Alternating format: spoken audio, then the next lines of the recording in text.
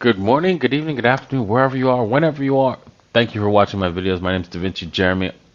Oh my God, Bitcoin, Ethereum, they pumped and then they dumped. We're going to talk about that and more in today's episode, as well as the pump and dumps that has gone on last year and how to avoid them, how to see these scams and avoid actually investing in pump and dumps. Because, man, there's a lot of them out there, and there's going to be a lot more going into the future.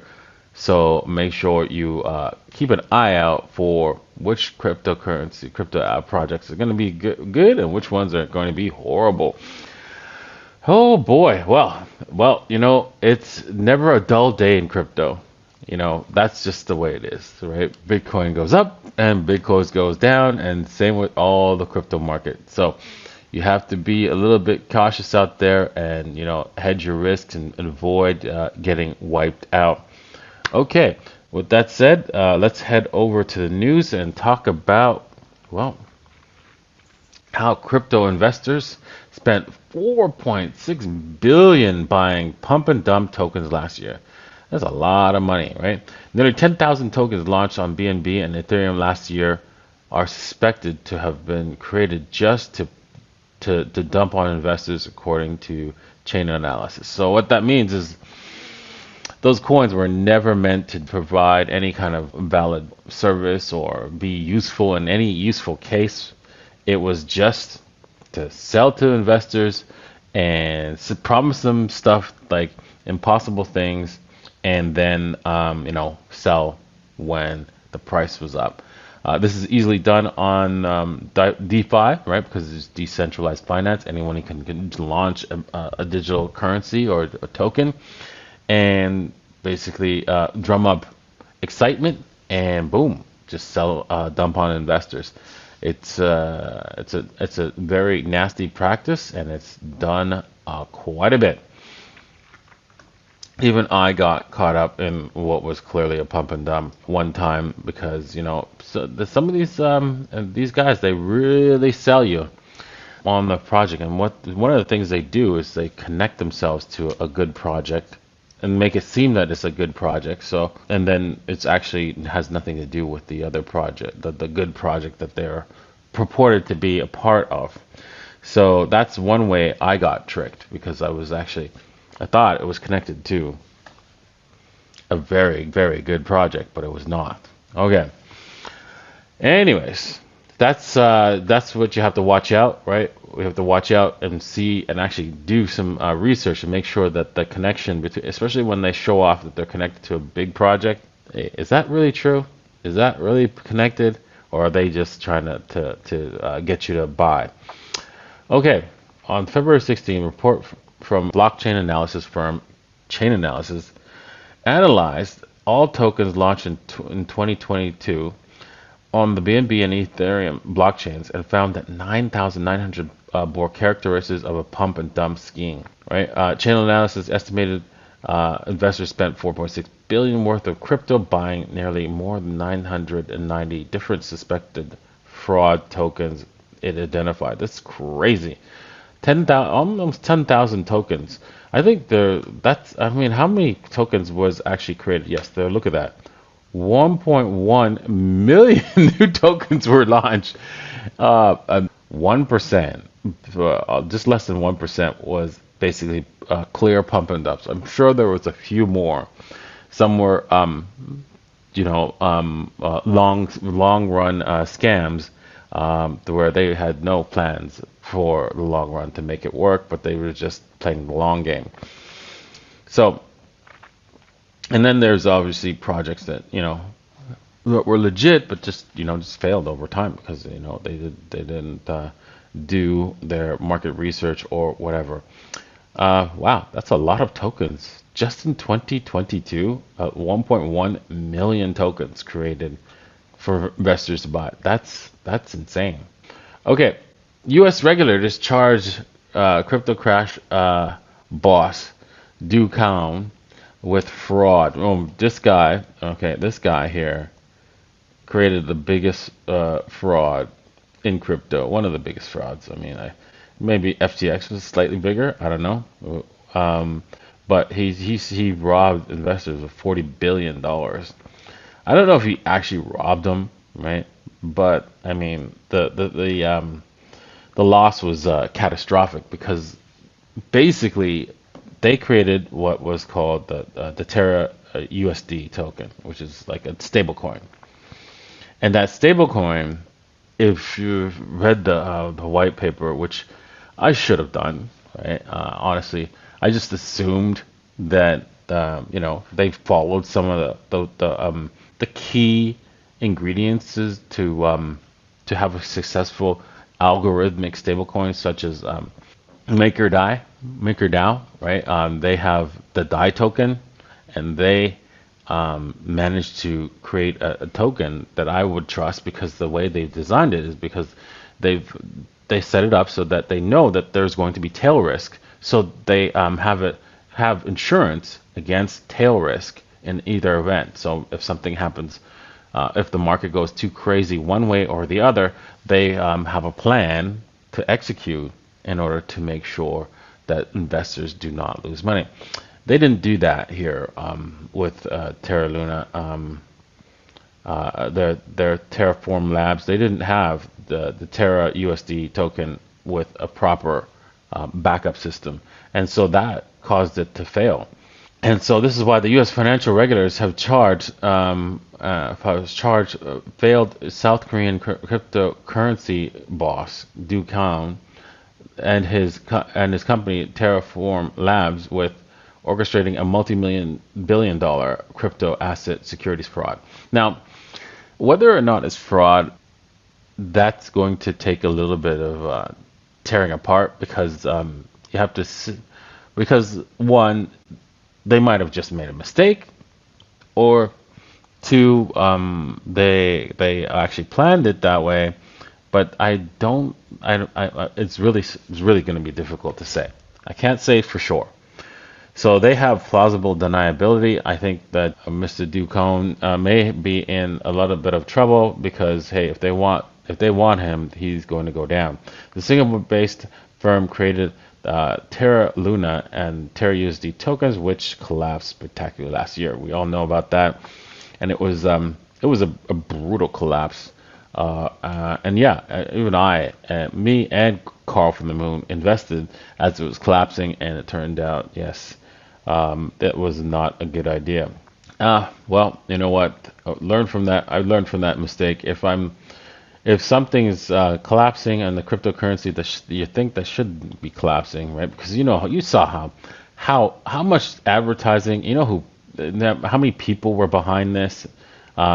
This particular Luna coin and Terra USD, it was unbelievable. So you assume that it was a solid project, that somebody looked at it, and so that's why it was people were easily fooled. Banks are breaking up with crypto during the regulatory crackdown.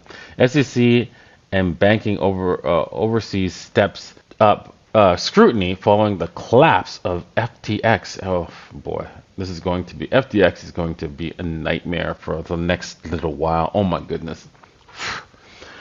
Well, nothing you can do. This FTX was set up by the government so that they can do this. They can come into the rescue and say, yeah, we're here to save the day. Notice how they don't mention, Luna. They only talk about FTX as the reason why they're coming in with, draconian regulatory behaviors, right? Banks are backing away from crypto companies spooked by regulatory crackdown that threatens to sever digital currencies from the real world financial system. Oh well, it is what it is. This was the plan. They're executing as according to plan. Create FTX, have it blow up, and then come to the rescue with plausible deniability that hey, this is here to protect you. We're not trying to stop crypto. We're protecting you. Oh boy, yes. Leave it to the government to break your leg and then give you the crutch and tell you, see, without me, you wouldn't be able to walk. Oh boy. And this is going on even in Canada, but for different reasons, right? Canada close to tightening rules for crypto exchange. Actually, you know what? Honestly, they've already started. A lot of exchanges have booted me out as Canadian, and I had to reapply as another nationality because I have more than one passport. Thank goodness. You should be, if you can afford to do so, I suggest you do that. You can get more than one passport because your country will be, you don't know which country will do something really nasty to you, right? So this is why you want to have more than one passport, not just because you want to get into crypto, but and do financial things that your government might prevent you from doing. But hey, this is also the government might go to war or something like that, and then you can't escape the country or go somewhere else, like Russians. You never know which government is going to do something wrong. So, and Canada even put out a warning that they were going to take away people's passports just for donating to a protest. So yeah, that was a signal to me to, hey, I need to do something and get off my butt and get other passports. So make sure you do that before things get bad. You don't want to do that when things get bad because then it's too late. You want to do that, you get your passport before. Okay, later this month, the Canadian Umbrella Market Regulator, the Canadian Securities Administrator, will tighten requirements for cryptocurrency exchanges operating in the country, according to two people who have been briefed on the plans. Now, it sounds like rumor and speculation, but they've already started. I know because, hey, you know what? Bittrex, they closed down Canadian from using Bittrex, so there it is, right? And so I'm getting messages also from other places, like for example, you hodler, okay, you're gone. You're Canadian, you're gone. So it's coming to a theater near you. Make sure you have some sort of backup plan if you're Canadian, so that you can continue trading, maybe even on Bybit, right? Or OKX, because hey, they might end up getting kicked out. You might be getting kicked out of Bybit or OKX in the future, so you never know. Okay, with that said, wow. Like I said here, this move, I felt that this move, right, should have gone a little higher, and it did. It did.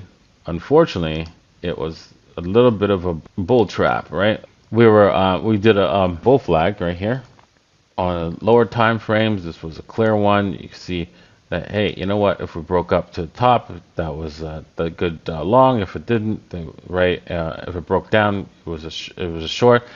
And yep, it pumped up and did the exact same thing, but then broke back down very, very fast. You can see. Now, you could have traded this on a shorter time frame, but unfortunately, that's the only thing you had if you missed the larger move, because you don't want to jump in. You don't want to go on a long-term time frame and jump when something has already pumped like this much. It is just suicide. You can see that this move was massive, and you can't really jump in. Don't FOMO into any kind of pump, because that's how you lose money. And you can see that it gave us a little bit of pump, and now we're back down again. Looking for a trade, you're going to have to wait until the market gives us a clear signal. This looks like it's another, this is like a bearish flag right here, you can see. So you could say, hey, you know what, is this thing going to break down, right? There's a high probability of that on the 15-minute as it tries to consolidate here. So wouldn't be surprised if we broke down a little bit, even go ahead as low, just test the lows here before we actually do something else. We might have to do a little bit W or an M, so we just have to wait. Let the consolidation give us a clue on which direction Bitcoin wants to go. Heading over to to Ethereum. Ethereum, that's like I said, that it would consolidate and go do a little bit of pump and break above this level, the previous high for this year of 1726, and yeah, did that nicely, and boom, we failed shortly after, but that's okay. By sticking its nose above that, it's just signaling that, hey, the direction is clear. We might have to consolidate a little bit more before we do that. The reason why is because there's a lot of people wanting to sell, right? If Ethereum gives them a chance, or Bitcoin gives them a chance to sell. So this there's a lot of pressure to for both Bitcoin and Ethereum, downward pressure, as you know, those people who bought at the high price, they're like, oh man, if it gets up to just this much, to this high, I'm gonna sell. So these are the sellers that are coming in and causing this downward pressure, and so you can see that here on the charts. Okay, with that said, thank you guys all for watching. Thanks for joining me today. Make sure you hit the like, hit the subscribe. It really helped the channel, and leave a comment in the comment section, and we'll see you guys next week. Cheers.